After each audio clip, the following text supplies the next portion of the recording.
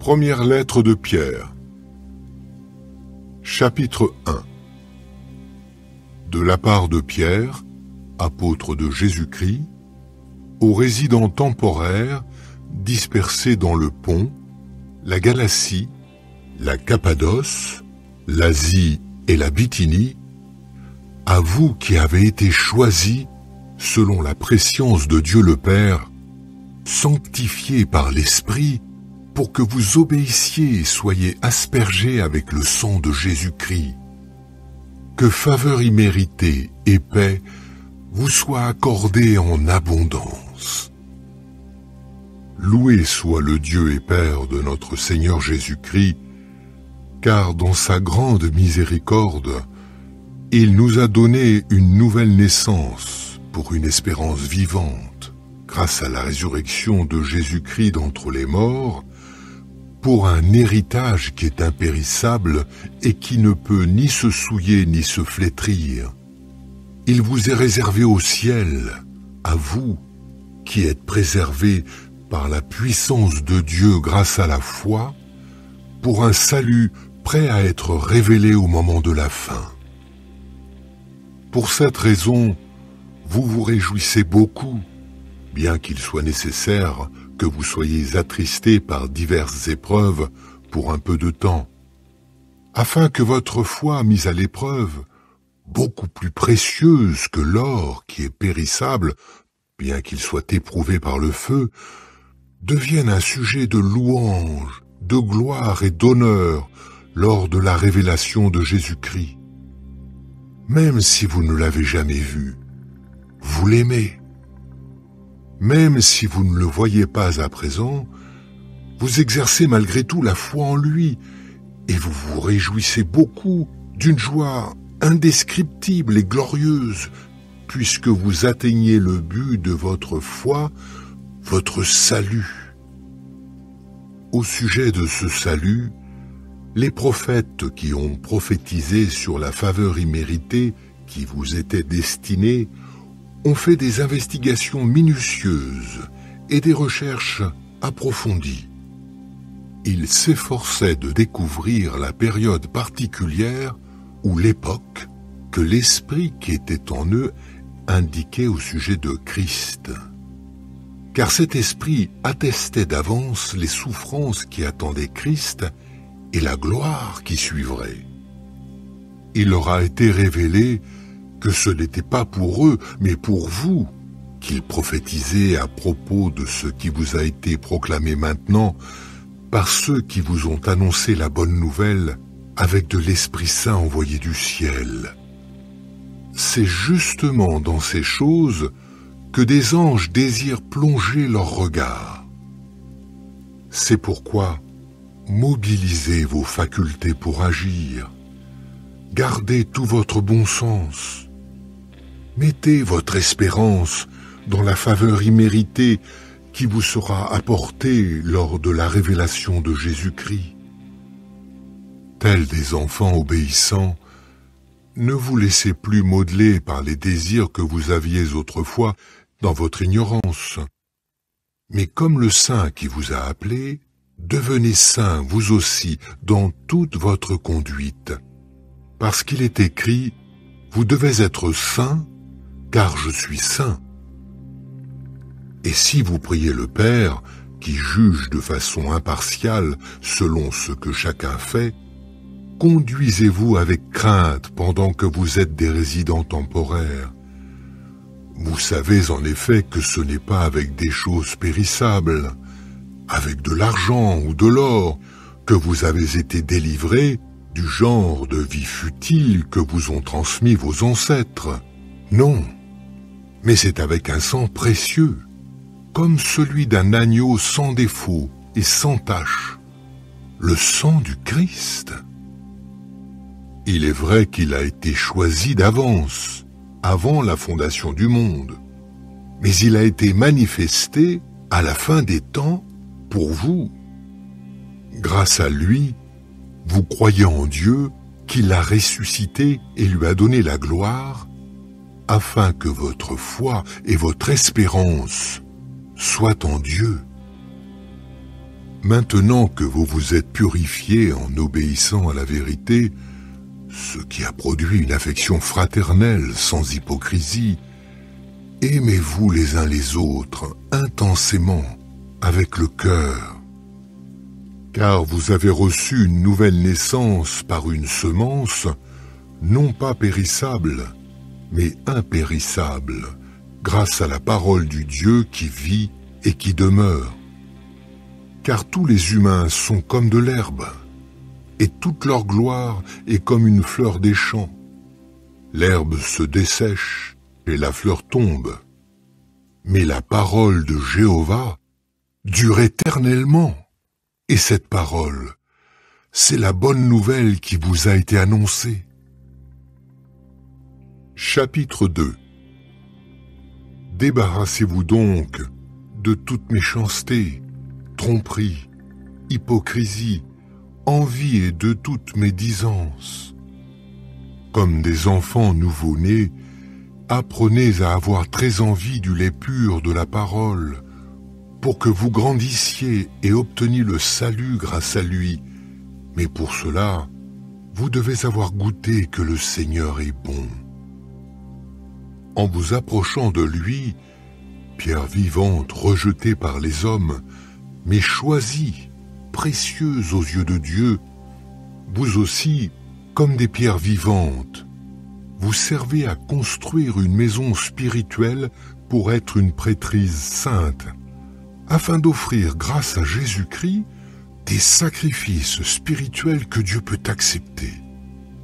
Car l'Écriture dit, « Voyez, en Sion, je pose une pierre choisie, une pierre d'angle précieuse pour les fondations, et celui qui exerce la foi en elle ne sera jamais déçu. » C'est donc pour vous qu'il est précieux, parce que vous êtes croyants. Mais pour ceux qui ne croient pas, c'est la pierre que les bâtisseurs ont rejetée, qui est devenue la principale pierre d'angle, et une pierre qui fait trébucher et un rocher de scandale. Ils trébuchent parce qu'ils désobéissent à la parole. C'est bien ce qui était prévu pour eux. Mais vous, vous êtes une race choisie, une prêtrise royale, une nation sainte, un peuple destiné à être un bien particulier pour que vous annonciez les vertus de celui qui vous a appelé des ténèbres à sa prodigieuse lumière. Car autrefois, vous n'étiez pas un peuple, mais maintenant, vous êtes le peuple de Dieu. Autrefois, on ne vous avait pas fait miséricorde, mais maintenant, vous avez obtenu miséricorde. Bien-aimés, je vous recommande, à vous qui êtes étrangers et résidents temporaires, de vous abstenir des désirs charnels qui vous font la guerre. Ayez une belle conduite parmi les nations, pour que, quand elles vous accusent d'être des malfaiteurs, elles soient témoins de vos belles œuvres, et qu'elles en viennent à glorifier Dieu au jour de son inspection. À cause du Seigneur, soumettez-vous à toute création humaine, soit à un roi comme étant supérieur, soit à des gouverneurs comme étant envoyés par lui pour punir les malfaiteurs, mais féliciter ceux qui font le bien. Car c'est la volonté de Dieu qu'en faisant le bien, vous réduisiez au silence les insensés qui parlent sans savoir. Soyez comme des hommes libres, utilisant votre liberté non pas comme un voile pour couvrir le mal, mais comme le font des esclaves de Dieu. Honorez des hommes de toutes sortes, aimez toute la communauté des frères, craignez Dieu, honorez le roi. Que les serviteurs soient soumis à leur maître avec toute la crainte qui leur est due, non seulement à ceux qui sont bons et raisonnables, mais aussi à ceux qui sont difficiles. En effet, quand quelqu'un endure des épreuves, et souffre injustement pour garder une bonne conscience devant Dieu, c'est quelque chose de bien. Car quel mérite y a-t-il si vous êtes battu pour avoir péché et que vous l'enduriez? Par contre, si vous endurez des souffrances pour avoir fait le bien, c'est là quelque chose d'agréable à Dieu. C'est en effet à cela que vous avez été appelés, parce que Christ aussi a souffert pour vous, vous laissant un modèle pour que vous suiviez fidèlement ses traces. Il n'a pas commis de péché, et on n'a pas trouvé de tromperie dans sa bouche. Quand on l'insultait, il ne rendait pas l'insulte. Quand il souffrait, il ne menaçait pas, mais il s'en remettait à celui qui juge avec justice. Il a porté lui-même nos péchés dans son propre corps sur le poteau, afin que nous puissions mourir en ce qui concerne les péchés et vivre pour la justice. Et par ses blessures, vous avez été guéris, car vous étiez comme des brebis en train de s'égarer. Mais maintenant, vous êtes retournés vers le berger qui veille sur vos âmes. Chapitre 3. De la même façon, vous les femmes, soyez soumises à vos maris, afin que si quelques-uns n'obéissent pas à la parole, ils soient gagnés sans parole grâce à la conduite de leurs femmes, parce qu'ils auront été témoins de votre conduite pure et pleine de respect. Que votre beauté ne soit pas extérieure, cheveux tressés, ornements en or ou beaux vêtements, mais qu'elle soit la personne intérieure, avec la beauté impérissable d'un esprit doux et paisible, qui est d'une grande valeur aux yeux de Dieu. Car c'est ainsi que se rendaient belles autrefois les femmes saintes qui espéraient en Dieu, elles qui se soumettaient à leur mari, telle Sarah qui obéissait à Abraham et l'appelait Seigneur. Et vous êtes devenues ses filles, à condition de continuer à faire le bien et de ne pas céder à la peur. De la même façon, vous les maris, vivez avec elles en les comprenant. Accordez-leur de l'honneur, comme un vase plus faible, le vase féminin, puisqu'elles aussi sont héritières avec vous de la faveur imméritée de la vie, afin qu'il n'y ait pas d'obstacle à vos prières. Enfin, vous tous, soyez unis dans la même pensée, soyez sensibles à la souffrance des autres, ayez de l'affection fraternelle, une tendre compassion et de l'humilité. Ne rendez pas le mal pour le mal, ou l'insulte pour l'insulte. Répondez plutôt par une bénédiction, car c'est à cela que vous avez été appelés, afin que vous puissiez hériter d'une bénédiction. Car celui qui veut aimer la vie et vivre des jours heureux, qu'il préserve sa langue du mal et ses lèvres du langage trompeur, qu'il se détourne du mal et fasse le bien, qu'il cherche la paix et la poursuive. Car les yeux de Jéhovah sont sur les justes et ses oreilles écoutent leurs supplications. Mais le visage de Jéhovah est contre ceux qui font des choses mauvaises. En effet, qui vous fera du mal si vous devenez zélés pour le bien? Et même si vous souffrez pour la justice, vous êtes heureux. Toutefois, n'ayez pas peur de ce qui leur fait peur et ne soyez pas troublés. Mais sanctifiez le Christ comme Seigneur dans vos cœurs, toujours prêt à présenter une défense devant toute personne qui vous demande la raison de votre espérance. Seulement faites-le avec douceur et profond respect. Gardez une bonne conscience, afin que, quoi qu'ils disent contre vous, ceux qui vous critiquent soient couverts de honte en raison de votre bonne conduite, celle de disciples de Christ. Car il vaut mieux souffrir parce qu'on fait le bien, si c'est la volonté de Dieu de le permettre, que parce qu'on fait le mal.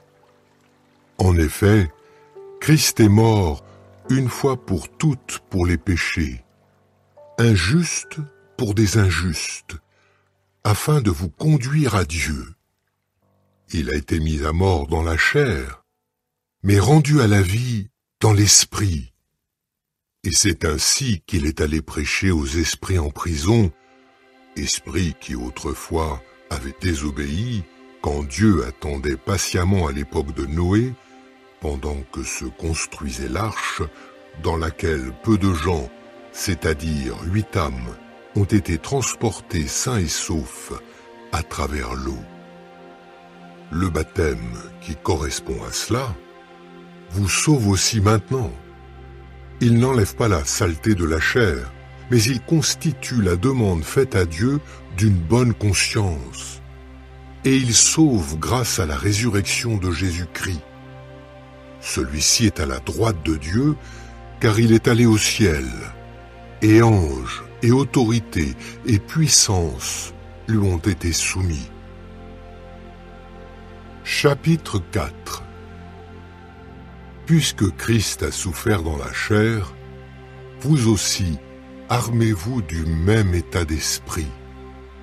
Parce que celui qui a souffert dans la chair a rompu avec les péchés, afin de vivre le temps qu'il lui reste à passer dans la chair, non plus pour les désirs des hommes, mais pour la volonté de Dieu. En effet, vous avez déjà passé bien assez de temps à faire la volonté des nations quand vous vous laissiez aller à une conduite indigne et effrontée, aux passions incontrôlées, à l'ivrognerie, aux fêtes débridées, aux saouleries et aux idolâtries abominables. Ils trouvent étrange que vous ne couriez plus avec eux dans ces débordements de débauche. Alors, ils disent du mal de vous, mais ils rendront des comptes à celui qui est prêt à juger les vivants et les morts. En fait, c'est pour cela que la bonne nouvelle a aussi été annoncée aux morts, afin que, bien qu'ils soient jugés dans la chair, du point de vue des hommes, ils puissent vivre en accord avec l'esprit, du point de vue de Dieu. Mais la fin de toute chose est proche. Soyez donc des personnes réfléchies, et soyez vigilants pour ce qui est de prier. Surtout, ayez un amour intense les uns pour les autres, parce que l'amour couvre une multitude de péchés. Soyez hospitaliers les uns envers les autres, sans grogner. Dans la mesure où chacun a reçu un don, utilisez-le en vous servant les uns les autres, comme d'excellents intendants de la faveur imméritée de Dieu, laquelle se manifeste de manière diverse. Si quelqu'un parle, qu'il parle comme s'il transmettait des déclarations de Dieu. Si quelqu'un sert, qu'il compte sur la force que Dieu fournit, afin qu'en toute chose Dieu soit glorifié par l'intermédiaire de Jésus-Christ. La gloire et la puissance sont à lui à tout jamais. Amen. Bien-aimés, ne soyez pas étonnés de subir des épreuves intenses, comme s'il vous arrivait quelque chose d'étrange. Au contraire, réjouissez-vous sans cesse, puisque vous participez aux souffrances du Christ, pour que vous vous réjouissiez et soyez transportés de joie également durant la révélation de sa gloire. Si vous êtes insultés pour le nom de Christ, vous êtes heureux, parce que l'Esprit de gloire, oui, l'Esprit de Dieu, repose sur vous. Par contre, qu'aucun de vous ne souffre comme meurtrier, voleur, malfaiteur ou comme quelqu'un qui se mêle des affaires des autres. Mais si quelqu'un souffre comme chrétien, qu'il n'ait pas honte, mais qu'il continue à glorifier Dieu en portant ce nom. Car c'est le temps fixé où le jugement commence par la maison de Dieu. Or, s'il commence par nous, qu'est-ce qui attend ceux qui n'obéissent pas à la bonne nouvelle de Dieu? Et si c'est difficilement que le juste est en train d'être sauvé, qu'arrivera-t-il à l'individu sans respect pour Dieu et aux pécheurs? Alors, que ceux qui souffrent parce qu'ils font la volonté de Dieu continuent à s'en remettre à un Créateur fidèle, tout en faisant le bien. Chapitre 5.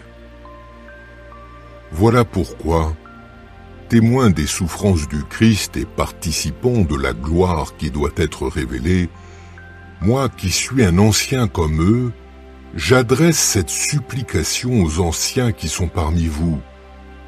Prenez soin du troupeau de Dieu qui vous est confié, veillant bien sur lui, non par contrainte, mais de bon cœur devant Dieu, non par amour d'un gain malhonnête, mais avec empressement, non pas en commandant en maître ceux qui sont l'héritage de Dieu, mais en devenant des exemples pour le troupeau.